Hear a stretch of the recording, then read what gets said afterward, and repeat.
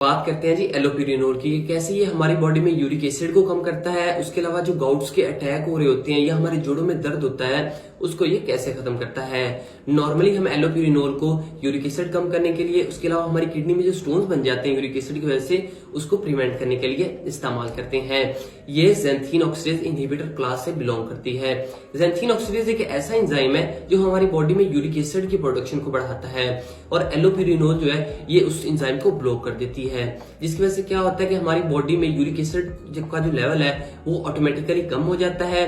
जिससे हमें गाउट के अटैक्स भी नहीं आते और हमारी किडनी में जो स्टोन्स बन रहे होते हैं वो भी नहीं बन पाते। काफी सारे लोग ऐसे होते हैं जिनकी बॉडी बहुत ज्यादा यूरिक एसिड बनाती है और उनकी जो किडनी होती है वो यूरिक एसिड को प्रॉपर फिल्टर नहीं कर पाती, जिसकी वजह से क्या होता है कि हमारे जो जॉइंट्स हैं उनमें यूरिक एसिड का लेवल बढ़ जाता है और हमारी किडनी में ये स्मॉल पीसेस इकट्ठा हो जाते हैं जो कि क्रिस्टल्स बना देते हैं, जो कि किडनी स्टोन्स का बास बनते हैं और at the end kidney damage होती है।